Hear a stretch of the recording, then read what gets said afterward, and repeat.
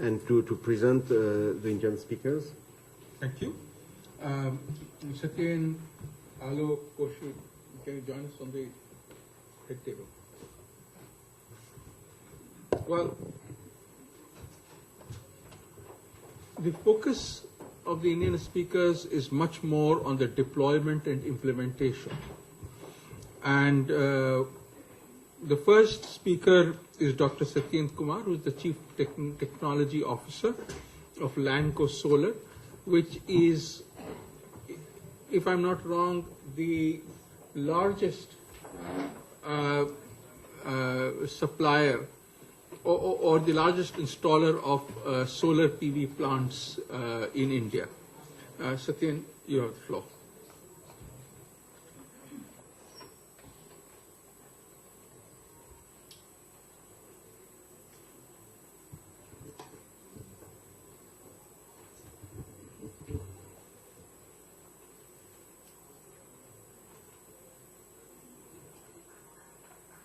Just ask it to repair. That's actually better.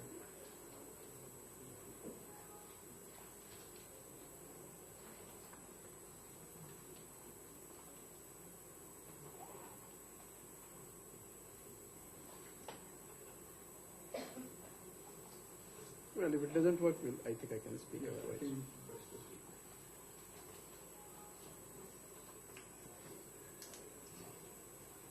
Well, that makes life much simpler. So, well, as I've been introduced by the co-chair, I'm from Lanco. This is a company which is in infrastructure and power. And it has conventional power, which is about more than 5,000 megawatts. And recently it started to get into solar. And we are already built about 200 megawatt of solar plants in India. And we're also doing some work outside India also. And we're also doing manufacturing for the solar panels and the other stuff. So with that, we also are doing solar thermal CSP power plants, 100 megawatt power plant in Rajasthan using parabolic concentrators. So with that is enough introduction for the Lanco. And the talk which I can't show you here is basically I thought of there was no context given by the chair or the organizers, so I took the context from one of the incident which happened a few years back. I attended the meeting of Penn IIT in Bethesda, Maryland, and one of the speakers there was Tom Friedman, and Tom Friedman wrote this fat book, The World is Flat. And he was very passionately talking about the book and gave a very nice talk about it. And I got fired and bought the book at the airport itself. While I was coming back, so from the Boston to Paris, I finished the book and I was sort of, that was on top of my mind. So when I met my friends in Paris, I told her about this book. And as the French mind is thinks very differently and have a very softer side of the capitalism and technology. So this, my friend told me that, look, the world is flat, mais il y a les trous dans cette flat world. Et il y a les gens qui sont là, ils ne veulent pas voir cette flat world. So what she said was that there are holes in this flat world. And there are people living below this flat world who can't really see what's happening above. So the topic which I thought today was to really see what can be done for in the space of renewable energy for these people. Unfortunately, I can't show you the slides, but let's say that the idea is that the technology, when you're talking about technology, we must ask the question, technology for what, where, okay? And that's what I bring the topic that when you talk about PV, we often talk about PV systems. I have been lucky to be associated with photovoltaics from many long years. These days, if somebody works in photovoltaics for 2 years, he's called some veteran, so I must be a fossil. Okay, so actually I was, in 1984, there was President Mitterrand and Rajiv Gandhi signed a pact and they had to exchange some visitors. And I was a student at IIT Delhi, and I remember Monsieur Grasso from French embassy, he had to send some exchange visitors. So he pushed somebody from IIT Delhi, being nearest to the embassy, and convinced my professor to send me to France. So I was one of probably the first, and this was before the CEFI Prize started in 1984, to go to École Polytechnique and actually started working on solar.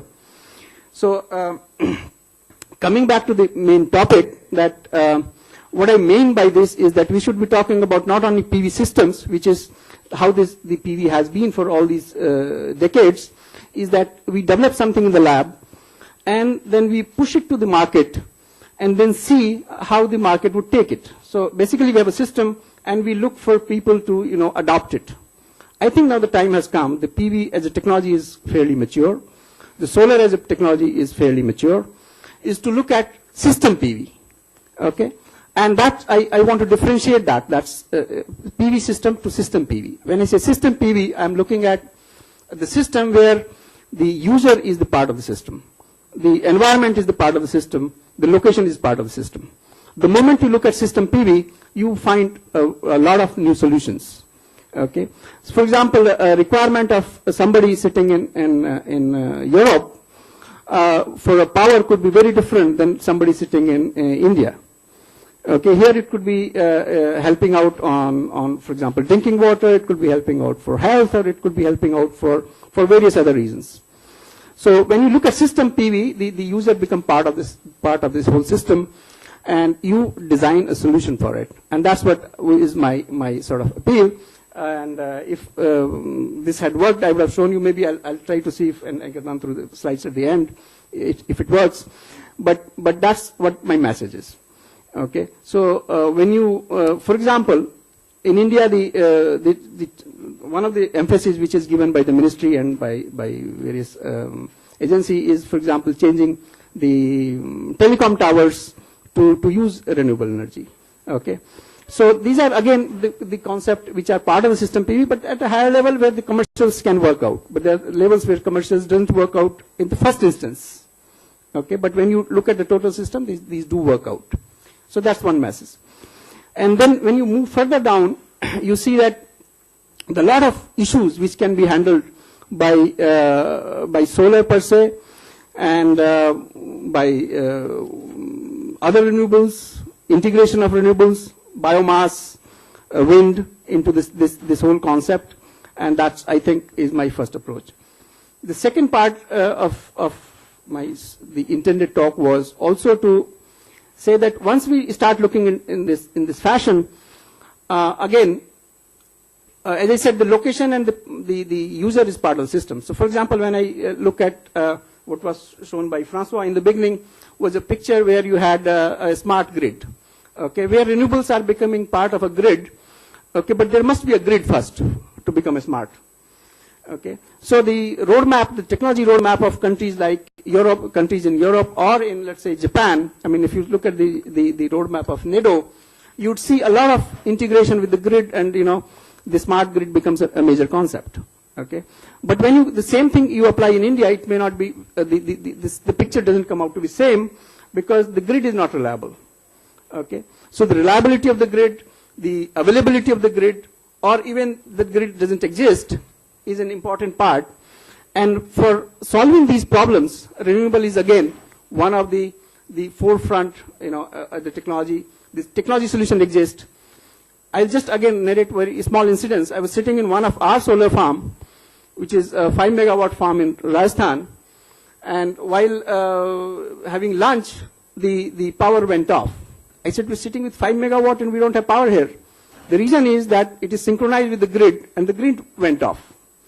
Okay, so it means that you need to have solutions where, in the tail end, you would be having systems where it would be either synchronous with the grid or it may be asynchronous.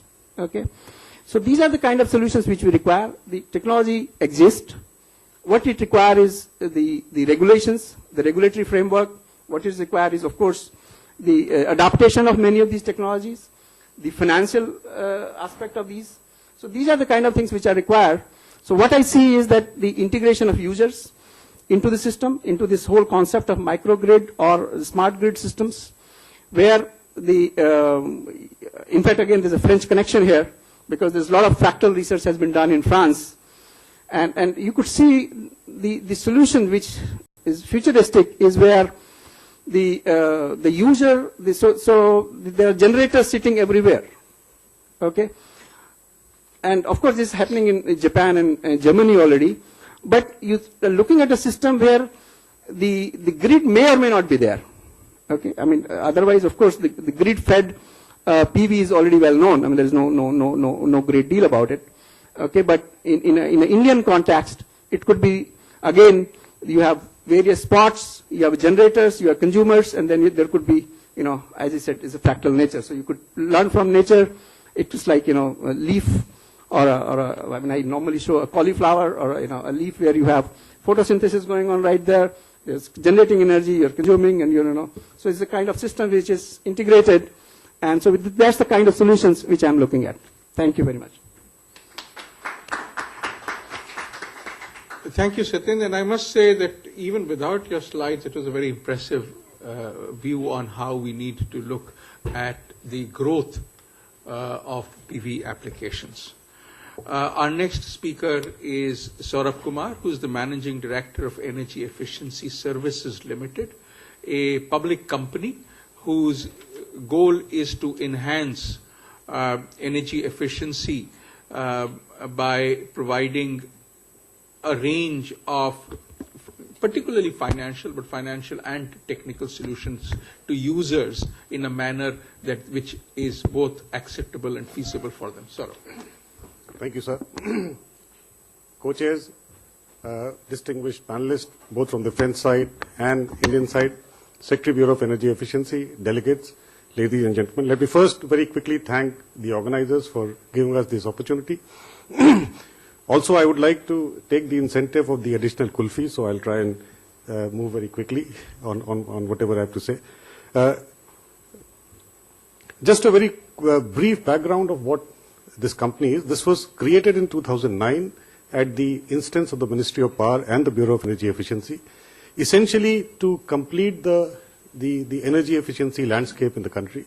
We have the Bureau of Energy Efficiency and the Ministry of Power as the regulatory bodies.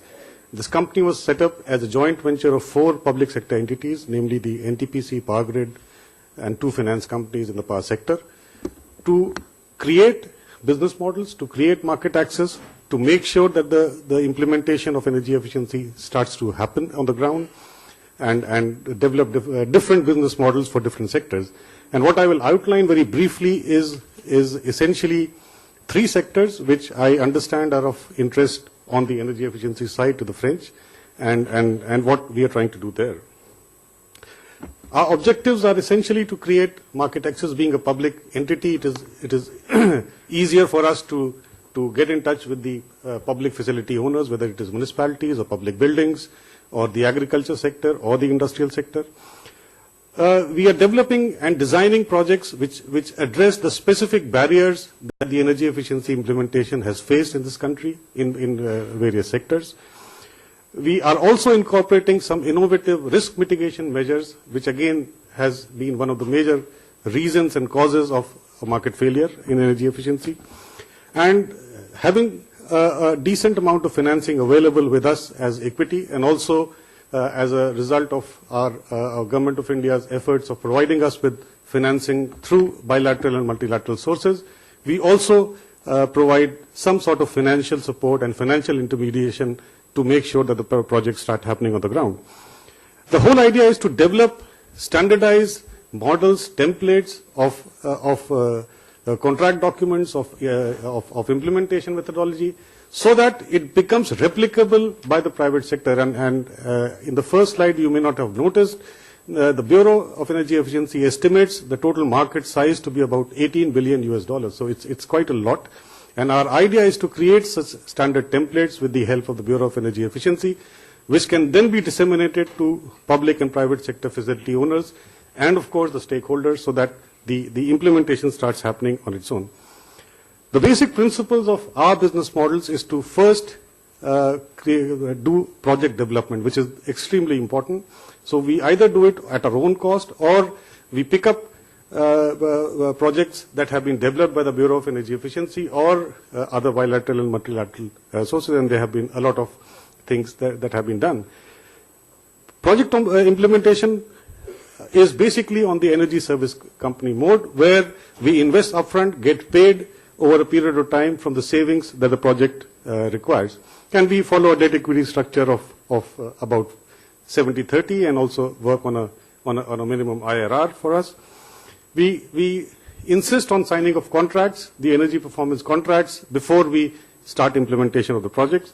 We hold the assets on our balance sheets till the time the project contract is on, and then we transfer it to the facility owner. Very quickly, the three sectors that I am focusing on is buildings. Buildings, as you see, what we find is that the total investment potential in commercial buildings for existing buildings is roughly around 2,000 crores. We are looking at investment size of somewhere around 300 crores over the next 2 to 3 years. And essentially, we follow the same process of development of project, getting the agreements, getting the technical specifications right, and then going on a deemed savings approach. And a deemed savings approach is essentially you fix the operating hours, you decide on the technology, you agree on the savings that would happen because of those technical interventions, and the payment happens over a period of time on an agreed kind of an annuity basis. The second and perhaps the most sector which can be very easily picked up is the street light in the municipalities. The Bureau of Energy Efficiency did project development for more than 130 municipalities in the last 5-year plan. The total investment size of changing over the inefficient lighting to LED lighting is around 2,500 crores, which is close to about 300 million euros. And these are ready for implementation. Let me emphasize this. The overall size of the market is much, much larger, but out of these 130 municipalities, almost 3.3 million street light points can be changed. A lot of technology ingress can possibly happen. As I said, we have developed a methodology which is very similar to the one that I told you about in the buildings, where we do this technology demonstration, we agree on numbers, and then we, to ensure that the risk is mitigated for a financial investor, we come out with annuity-based contracts. And this is something that we have started in at least 3 or 4 municipalities. Our project size right now is almost close to 1,000 crores, which we are working over the next 2 years. Finally, on the industrial energy efficiency, the regulatory framework that the Bureau of Energy Efficiency has evolved would require the industries in these 8 sectors which are listed here to invest close to 18,000 crores, which would be roughly about 2.3 billion euros over the next 2 to 3 years.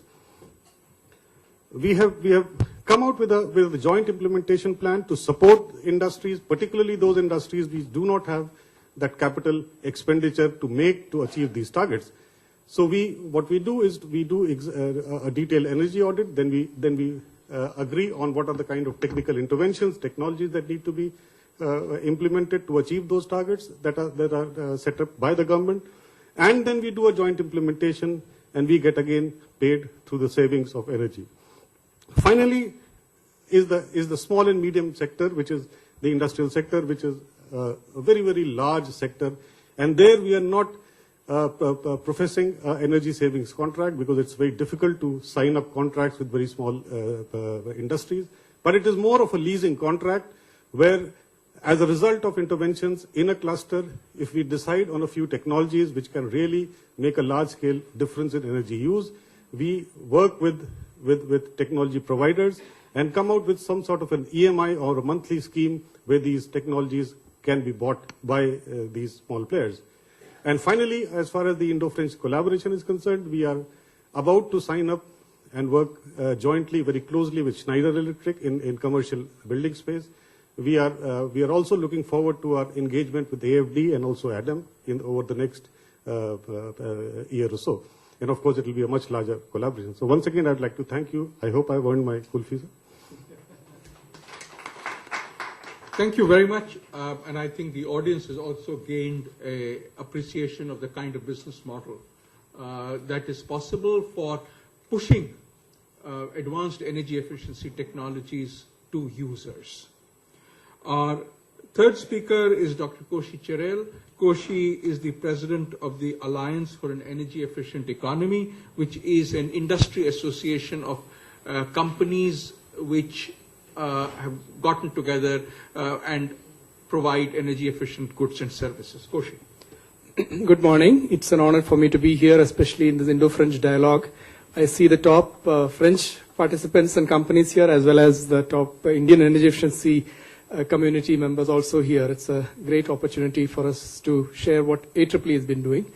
AEEE was formed in 2008, and in fact, I'm glad to say that Schneider Electric, Dalkia Energy Services, the company is presently known as, and these companies were very much involved in our formation. We had ADEME as well as CO2E also there represented at our launch. The purpose for this kind of an organization was primarily because there was need for a sounding board for the government, which especially when crucial policies were being rolled out in energy efficiency in the area of buildings, in the area of industrial efficiency and standards and labeling. And over the last 5 years, the experience has been varied and very exciting. As you know, India has a very unique resource endowment. We have a lot of coal, but of not the right quality. We are dependent on oil, but again, 80% coming from outside. And we have certain resources, vast renewable resources, but again, the management and installation are a challenge. In spite of all these, it's a time when I think energy efficiency is the key driver for future economic development. We have the laws in place, the approaches and institutions in place, and those are headed by good people with a strong commitment. I refer to the institutions which you heard today, Dr. Mathur, as well as the ESL organization, which is out to promote energy efficiency in the business sector. However, and of course, we have the international pressure of climate change, responding to climate change as a key driver. However, one of the key takeaways I want to leave behind is India needs support and guidance and sharing of experiences in the area of technology management, change management, and waste management. I leave with a very short illustration. We have gradually developed one of the best metro systems in the world, and it amazes me every time I ride in a metro, especially when I travel to work, that we are able to retain it with such high level of efficiency, and we are very anticipating a much wider network. And yet, the last mile remains a challenge. Solutions are emerging because the enterprise nature of the Indian population is very bright. So suddenly if you visit the suburbs, you see a mushrooming of electrical vehicles. But then they pose huge law and order challenges. You have overrated batteries, vehicles which presently do not require registration but are running at the speeds of lightning speeds, causing huge danger to the population. How do we manage this kind of new technology? I just took this example because it's very visible, and we are right now faced with a crisis of overpopulation of electric vehicles, which would have been otherwise the best solution for our energy issues, which would have been a very good solution for demand-side management of adjusting your load during off-peak hours and curtailing your load during peak hours. We have the best automobile companies in the world working and bringing out the best technology vehicles. However, when solutions emerge out of enterprise, the response to it, do we have the laws in place, do we have the guidelines in place, do we have the testing qualities in place, is still wanting. So in this area, especially in large energy management, energy business management, energy association management, I think organizations like ADEME and the Association of Renewable Energy, because again, this is only an example I gave, because in the area of distribution of energy and management of energy distribution, there are key challenges. That's where India needs technology and knowledge sharing and best practice from outside the world. With this short message, I thank you for your patience. Thank you, Dr. Mathur. Thank you, Koshi. And the last Indian speaker is Mr. Aalok Deshmukh. Aalok is part of Schneider in India and working on efficiency, particularly in buildings. Aalok. Thank you, Dr. Mathur. Bonjour. Of course, Satyendra stole my thunder with long French sentences. Dr. Mathur, speaking before lunch about energy efficiency, try speaking after lunch about energy efficiency. So I think that's this is a challenge I'm up for. I call myself a reluctant engineer and a recovering architect. I did my architecture in India, spent about 7 years in the US, close to 5 years back in India. I'm an Indian working for a French company, speaking for the Indian side. A little bit of an identity crisis. Schneider Electric, we have solutions to make energy safe, reliable, clean, efficient from the power plant to the plug. We have, I can talk about meters, packet substations, smart grids, smart cities. But I'm going to talk about our efforts in energy efficiency, the way we see the context, why I go to work every day, and and put some of the challenges that we see that we are working at. So we have a strong focus on energy efficiency. We have a team that has audited over 1,000 facilities in India, 800 of which are manufacturing facilities, 200 of which are buildings. We also are in the middle of a road show to 50 cities in India that we are calling the Experience Efficiency 50 City Yatra, where we are taking the message of efficiency to India, across India. We also have a Spreading Happiness initiative with Sachin Tendulkar that we are taking our solar lanterns to villages in India that don't have electricity. We have about 18,000 employees in India, and of which I think close to 1,000 are research and development employees.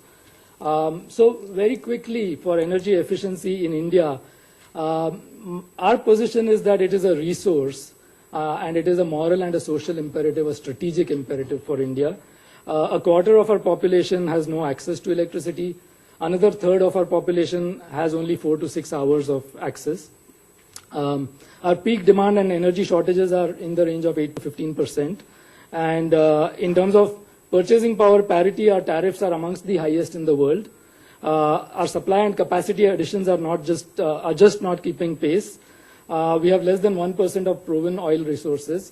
We have a lot of coal, but it's a difficult proposition trying to get all that coal out of the ground.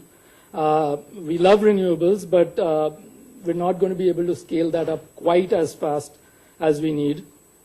And to maintain economic growth at the rate, even at the slower rate, we need an addition of a 600 megawatt power plant every week or two for the next 15 or 20 years. So that's the kind of challenge that we have in terms of energy security. And we have transmission distribution losses of about 25%. So there cannot be a better context or a better business case for a smart grid. And business as usual practices can get far more efficient cost effectively. Anand spoke about that. Commercial buildings in India on average, this is data that was collected for about 1,000 buildings by the Bureau of Energy Efficiency, consume about 250 to 300 kilowatt hours per square meter per year. I was working on a project in Abu Dhabi a couple of years back, and I found that was about the energy intensity of buildings in Abu Dhabi as well. Much higher temperatures, much higher relative humidities, much more profligate economy, so to speak. And we're at about the same average energy use intensity. And the best practice in India is at about 90 kilowatt hours per square meter per year. A top IT company has a building that has been running at 90 to 100 kilowatt hours per square meter per year for 3 years now. They say that they haven't actually seen an increase in their cost of construction for the last 3 years, and a large part of that is attributed to their whole building integrated energy efficiency approach. Typical air conditioning utilization in India is about 15 to 18 square meters per ton of refrigeration, or 150 square feet per ton of refrigeration. That's what you get when you go to a vendor. What's your room size? You need 1 ton if you have 150 square feet. Best practice today with the technology available today is at around 500 square feet per ton of refrigeration. So the business case makes sense because we have to add about 3/4 of our building stock. We have to add about 3/4 of our power generation capacity over the next 15 or 20 years.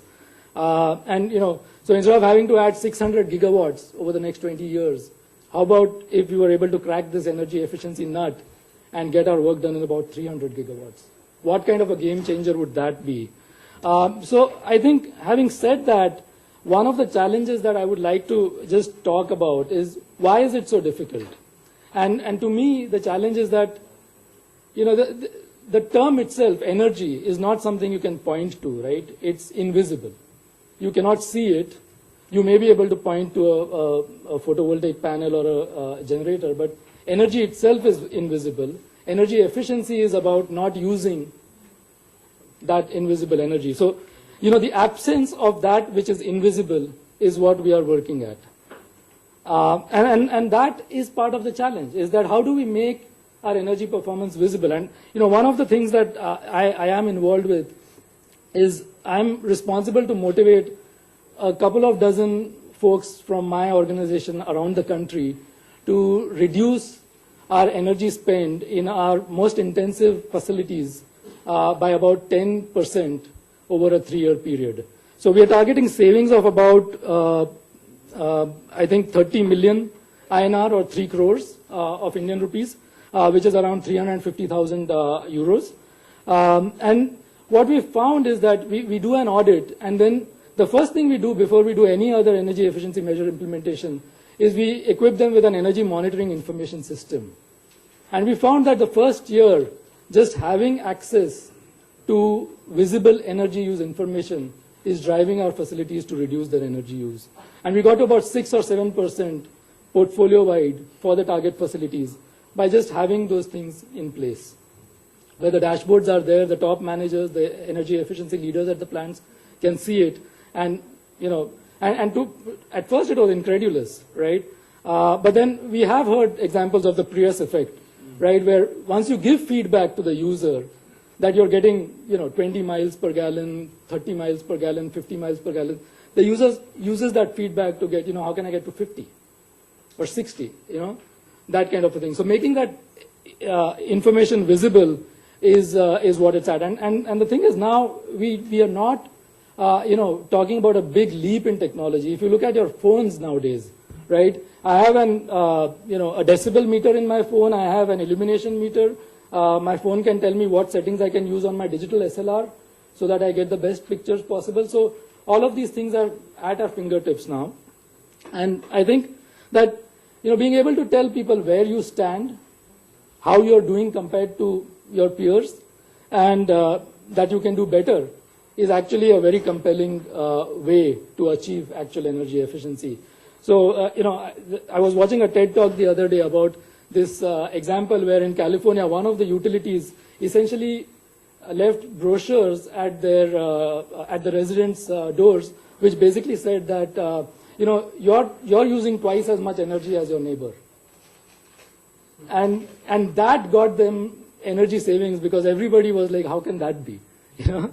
So I think that and what we've also found, even in this, you know, super efficient building, 80-90 kilowatt hours per meter, when you turn a mirror on the energy performance, we were able to find 4 to 6% of energy savings on, look, you're doing a great job, but here's where we think you can do a little bit better in terms of turning off what you don't need when you're not there. So I think that, to me, that's what it kind of comes down to. You know, net zero energy is also a topic that's really close to my heart, because I think the nature of net zero energy buildings is that to get to net zero in the most cost-efficient manner possible, cost-effective manner possible, energy efficiency has to be at the prime. You have to squeeze out every bit of efficiency from the building. And then, you know, so I think that I'll leave it at that. The usability, the visibility, being able to make the information available, give the feedback, you know, those are the kinds of things that help make it a top-of-mind issue and not just something that we don't know how to deal with. So with that, I'll stop. Thank you, Aalok. That, I think, was an extremely good overview, both of the challenges and the kinds of interventions which start you and I as consumers to invest in energy efficiency. We have about 15 minutes for a discussion. And before we started off, if I could have a show of hands about people who would like to jump in and share their thoughts. It would give me an idea, and therefore I can balance the discussion. Okay, we have two. Let's start with these two, and then we'll come back with more. Sir, and then here. So could you also identify yourself? Yeah. I am Sarabjit Singh from FPJ Satya University. You see, captive power for any organization using solar panels or any other concept is fine. But to scale it up, it has always been a problem, the price of the PV. When will the price come down? Which is the emerging technology? How the cost come down? In the last 30 years, there is plenty of sunshine in India, but the PV power, as per se, is not scaling up at the rate it should. So when the price will come down with the new technology? Okay. Let's have the second intervention, and then maybe we can ask Satyen to respond to this question. If I could also ask it's going to be quite a crowd here, but if we could ask the French speakers also to come closer to the dais, I think the feeling of solidarity will be strong. Maybe you could bring your chairs Chairs here in order you will see the Yeah. You can sit here and we'll poke you. Martin.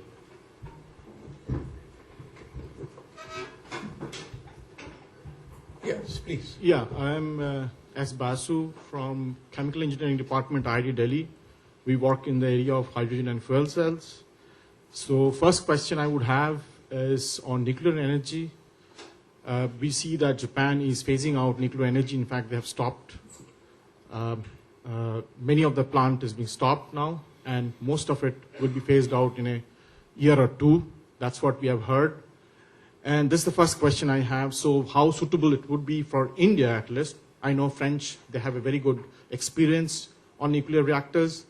And but for India, I would like to, and also like to hear from our friend from France about the same thing, the safety, and the issue that we would have same thing possibly in India around the coastline when you have these reactors coming up and many plants coming up. This is first question.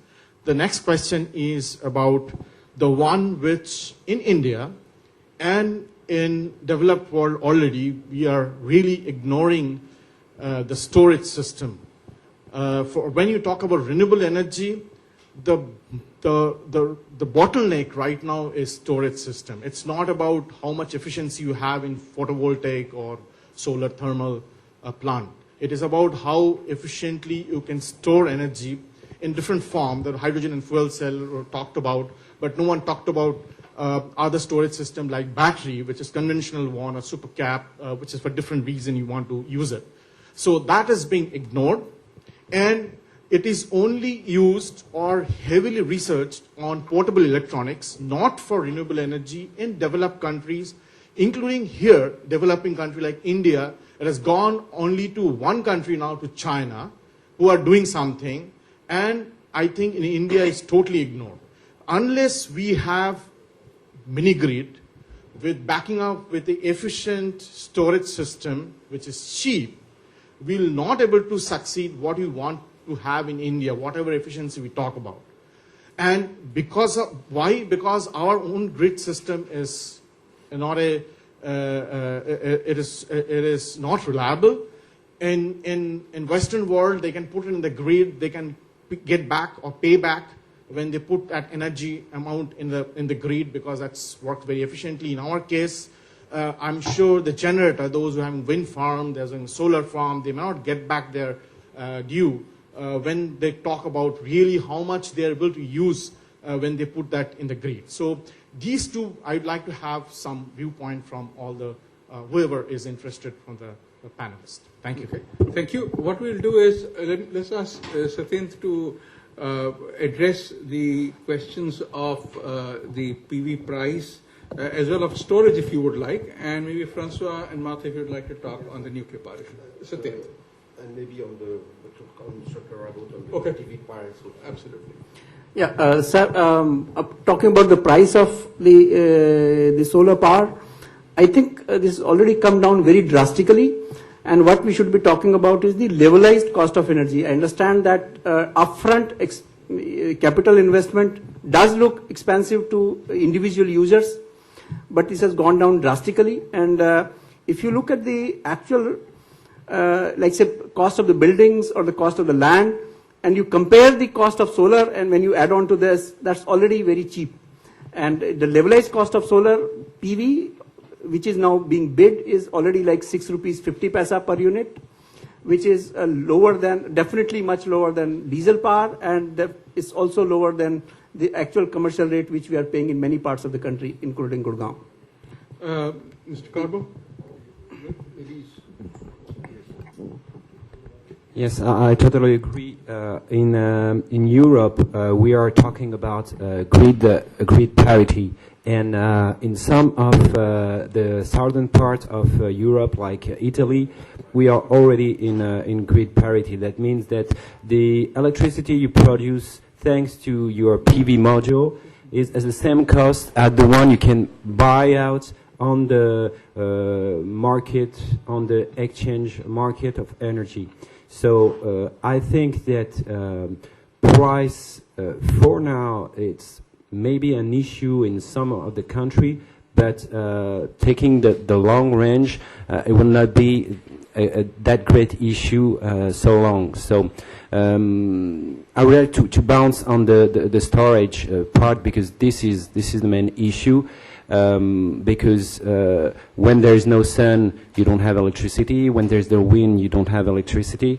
So we are working on that, because opponents to renewable energy are stressing this point and this kind of lack. But there is still experimentation done in remote islands with a huge battery, like 1 megawatt electricity battery, conventional one. There is some other storage system that are also in the experimentation phases.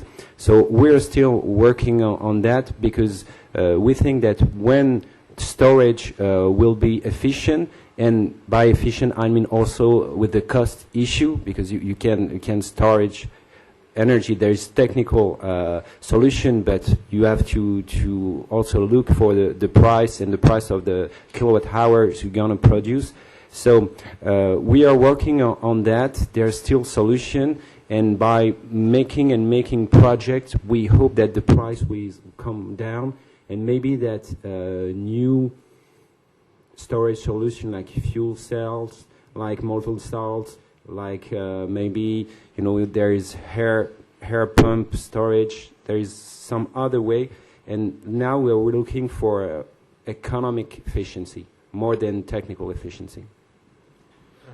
Yes. Regarding PV cost, I think we are coming from a very high level cost 10 years ago or even 5 years ago, but we had a dramatic decrease. And I think that the PV industry, I speak at the world level, is now in a maturity stage, since now the scale of the companies producing PV is a major element for the reducing cost. So I think it's, of course, there is new progress. We are looking for more efficient cells and so on. But I think the fact that now you need to build multi-100 megawatt factories, this is a proof of maturity. Of course, in the competitivity, we have still to compete with fossil fuels, which are very often subsidized energy. Also, we have to take that into account, which makes that it takes time. And we need a regulatory framework. Regarding storage, this is a big issue. In France also, it's a very, very big issue. We launched a new call for research and industrial development in this field right now. Electrochemical storage is still very expensive, so it will not be the solution for all. We are demonstrators with pumping artificial steps to build artificial steps for sea pumping, for example. We have flywheel for short time on the grid adjustment. We need a lot of development also in storage right now. But I will say that in the future of the vision of smart grids, we will need storage, of course, but we will need also to adapt the demand. Of course, we could not ask the people to change all their use, but we could transfer a part of the demand load when there is sun. We could do that through all the smart in the grids, and this is also a challenge which will not prevent to have efficient and cost-effective storage solution. But I think on storage and nuclear safety, of course, Marta may have some, maybe you can speak of the... Is it working? Can you hear me? I don't know if it doesn't. Wait, can you hear me? Yes, voilà. I'm sorry. Yes, I'll answer to the nuclear question because I think enough has been said about storage. The statement was made that Japan is phasing out nuclear. First of all, it's absolutely not true. It's true that Japan has stopped its nuclear reactors for the moment, but actually they're doing major institutional reforms. So they're separating the nuclear authority from, there was actually a problem with a lack of separation, and this is not an issue in India, as far as I know. And they are completing the stress tests, and they'll be doing that, and then they'll make decisions regarding the startup. So already what's been announced is that 10 plants, basically the pressurized water reactors, will be brought back online in the coming 2 years. That's the first plan. The boiling water reactors, they're going to bring them back on a little bit more slowly. But in fact, what's driving this to a large extent is that there's been a huge economic impact. Japan is running a major trade deficit, and there's also, of course, energy security issues. So they really do need nuclear. Now, to come back to the question of severe accidents and safety issues, in fact, when you look at the resistance of a reactor to severe accident, you look at three things. First of all, you look at its ability to defend its defenses against natural hazards. Secondly, you look at the reliability of its emergency backup systems for cooling. And third, you look at its containment systems to make sure that even in the worst case scenario where there's a core meltdown, nothing will be released from the site. And this is very much the approach that we took in Europe and which was taken also in the United States. Following Fukushima, there was a series of stress tests which were launched. And what we did in Europe was we took, well, in France, but Europe took inspiration from what we did in France, is we identified a so-called hardened core of mechanisms in the reactor that has to continue to function even in the worst case scenario. So these things have all been addressed basically in the Generation 3. India is considering constructing Generation 3 reactors. But the ones that are in operation in Europe, like in Japan, are Generation 2 reactors. So we were doing stress tests on the Generation 2, and so what we identified was a hardened core. So the first thing, as I said, natural defense barriers. So that's your dikes. That's making sure that you don't have a spatial planning issue. There was a spatial planning issue in Japan. Probably the reactor should never have been there in the first place. Secondly, the dikes were too low. There were a number of issues that would have been identified if they had done the stress test on Fukushima using the methodology that we applied. Already there would have been several boxes ticked right there. The second, emergency backup. Basically, as you all saw in Fukushima, there's a residual heat. When a reactor goes down, you have to continue to cool. So you need backup diesel and you need water. Now, again, if we had applied our stress tests to Fukushima before the accident, we would have already had a red flag right there because the diesels, the backup diesels, were exposed. And what happened is when there was the earthquake, the plant shut down normally and everything went fine. But when the tsunami came in, it took away the emergency diesels. They were just gone. So they were exposed. Now, in an EPR, which is what we're talking about building here in India, those emergency diesels are organized differently. They're put in 4 different buildings. They're high up, they're low down, they're in different, there's no way that they can all be washed away by one wave. You also have to have water. And as you see, that was a big issue in Japan. With an EPR, again, we have 4 safety buildings where we have enormous reservoirs of water, which are already there. We also have a backup system where we can tap into water from a completely different source in case of an emergency. So, again, in the Generation 3, it's already been assured, but even with the Generation 2, which are in operation, it's possible to look at these things and make sure that we have this hardened core, which will be there. The third issue, as I mentioned, is containment systems. So, in the worst case scenario, you have a core meltdown. In the generation 3, the EPR, which we're talking about building here, you have a core catcher. So you have the meltdown. The core is not going to melt and go down into the ground, into the water table. It's going to be contained by the reactor. We also have reinforced containment, so it can be resistant to a major airplane crashing into it. We have filtered ventilation systems so that you can avoid overpressure. What you saw in Japan was two things. You had a buildup, first of all, of hydrogen, because as the fuel melted down, the zirconium alloy on the cladding started to let off hydrogen. When it gets up over 100, when it gets over about 800 to 1200 degrees, it starts putting off hydrogen. Now, in our systems, and we sell these recombinators, hydrogen recombinators, which we had actually offered to sell in Japan before the accident. But we've sold quite a number, as you can imagine, since Fukushima. And basically, they recombine the hydrogen so that you avoid a buildup of hydrogen, which becomes explosive after 4%. We also have a filtered ventilation system to avoid compression,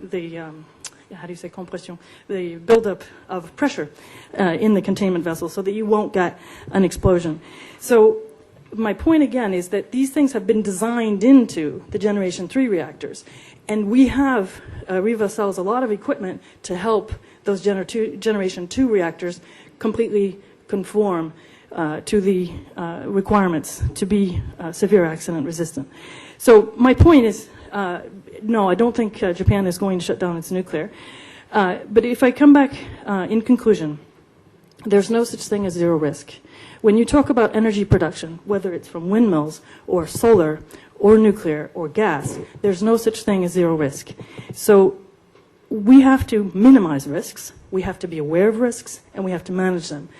I just spent a few days in Japan at the beginning of this month, and I was quite surprised, I have to say, that one of the key messages that I came away with was that before the accident, they considered nuclear to be zero risk. And then, in fact, the authorities were promoting this idea that, oh, we master all the risks. There's zero risk. This is exactly when you have an accident. You have to be paranoid in any industry, but I think even more so in the nuclear industry. We often joke among CTOs of companies that one of the job requirements of being a CTO is that you have to be schizophrenic, because you have to maintain one dialogue with management and another dialogue with the experts and the research community. And I joke that, in fact, for a CTO of a nuclear company, you can almost recruit in a psychiatric hospital, because you have to not only be schizophrenic, but also paranoid.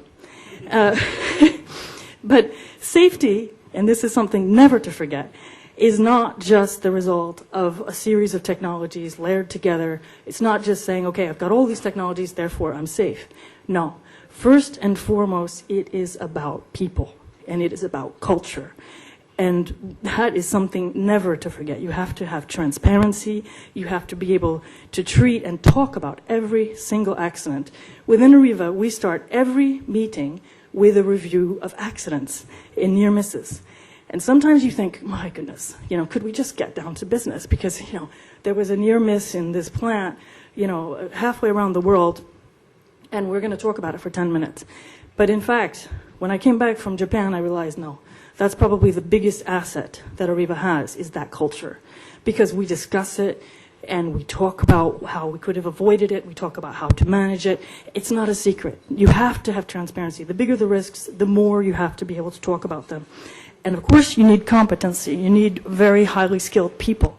So this is one thing you'll be seeing, I guess, in the press. We are going to the University of Jaipur tomorrow to sign an agreement, which is one of the leading universities here in India, working on nuclear energy and its applications. And we'll be signing a partnership to sponsor 5 PhDs per year, and to help build up the competencies in India. Because without the people, without the competencies, we shouldn't be building reactors here. That's something, if we're looking at really building 10 or 20 reactors in India, absolutely need to invest in the competencies and the skills. Thank you. On storage, thank you. On storage, you have nothing. No, I think you covered it enough. No. Well, if you want a one-to-one, you can go ahead with that. But if there is up to 2 more questions. We'll take those. We'll go into the lunch hour. I just want to mention that Later. Could you do it as a one-to-one? Maybe if it's on nuclear, you could discuss bilaterally, because we would like to focus on renewable and energy efficiency. Let me comment on the fuel cells from the... Yes. Yeah. So,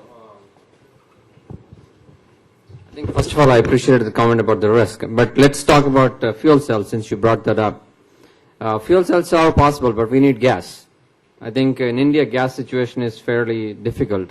However, if there was a shale revolution like the one that has happened in the US, I understand in India there's a lot of shale reserves if somebody does the right work. With fuel cells, you could get 45 to 50% efficiency, especially if you use solid oxide fuel cells. And I think this may be an effort that someone could do as a research project, especially at a university. It is possible. And I think at the end it will be a combination of all of these that will serve the energy needs. So we in fact are working on something called a solid oxide fuel cell. And in India, especially, you have to skip from a grid-based to off-grid based, just like the landline to cell phone. I think it is possible with fuel cells. Just the right combination has to happen. In fact, you could have I could envision a fuel cell solar combination. So, thanks. it's already there. They're already. Any other comments? Yes, please. With that, and one more there. These two will be the last. Yes, Okay. go ahead. I'm from IIT Jodhpur. My name is El Chandra. We work in energy as a topic, I must say. I have one small question. When you install systems, these systems are tested. For example, Areva has developed a linear funnel, or CLFR to be more precise, and you have tested it in conditions which are prevalent to, let's say, French or maybe German conditions or maybe Spanish conditions. May I suggest, if this is a nuclear question, you take it No, not offline nuclear. and discuss? It's solar. It's solar sir. thermal. It's solar thermal. It's solar thermal. I would like to know, when you implement those systems in India, do you take into account the local conditions based on which you evaluate the efficiency of the system as a whole? Or do you gauge the efficiency based on the existing test bench? Okay. That's my question. Let's take one more question. I want to be back to the problem of fuel cell and solar energy. So the storage is a key point. And hydrogen is one of the things we can store. And we have developed a company for the last 5 years with magnesium and the solid-state storage per kilogram of installation. We have more hydrogen than in liquid or in gas. And in fact, it's also very safe because it can work at 300 degrees C. And it can be also incorporated to thermal engine and to put this in a fleet of your garbage truck, for example, in the city, on the bus. And I think it's a way where the hydrogen can be considered really like an intermediate to be between solar energy. And Areva is a still shareholder of this small company, which is called McPhee.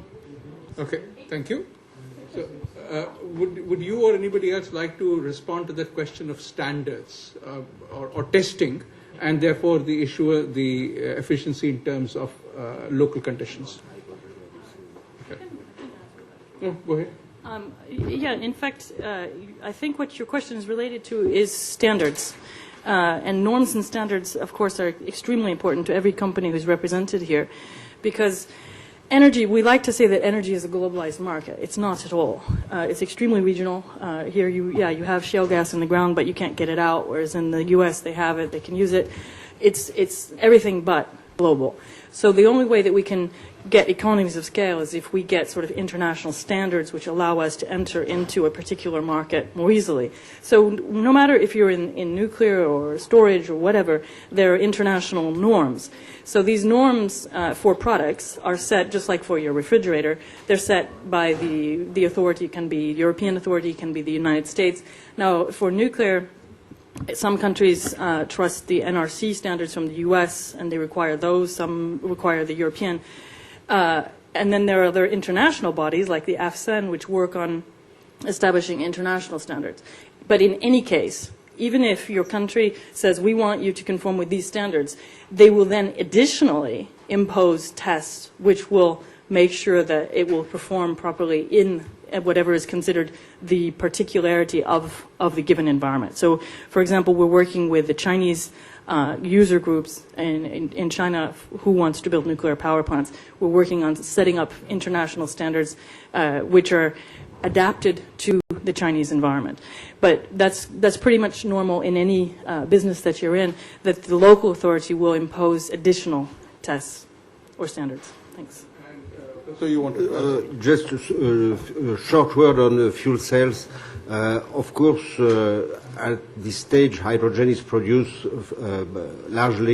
mostly from natural gas. But if we want to have a more free carbon way of hydrogen, we should develop other process to produce hydrogen, and fatal electricity with intermittent renewable energy could be also a way to have low-cost hydrogen. And I think we are looking for this development. And of course, McPhee's company is well known from ADEME. And the thing is, in Europe, we should precise, because you spoke about transport application, that there is different view in Europe and in the world about hydrogen application and fuel cells. Within its on application, stationary application, or in transport. And in transport, it's more difficult, and all the car manufacturers doesn't have the same vision on application of fuel cells in transport. Well, fuel cells clearly are undergoing, in a sense, market penetration. In Australia, for example, fuel cells are now being marketed for homes. And when I looked at the energy analysis, they are run off 5 kilograms LPG cylinders. And, looking at both the efficiencies of LPG conversion into hydrogen and then the hydrogen conversion into electricity in the fuel cell, it turns out that with 1 kilogram of LPG, you can produce about 60 kilowatt hours of electricity. Now, if you buy a kilogram of LPG in the Indian market at commercial prices, it's about 60 rupees, 1,000 rupees for a cylinder. Which means that the energy cost of electricity in a fuel cell is about ₹1. There's obviously the cost of the fuel cell itself, which has to be recovered. But what it tells us is that, in a sense, they are, even with today's technology, a replacement for our inverters. I think we should end here. Yeah, let's close. No, just Ajay, thank you. Just a word to conclude from my part. I was very impressed that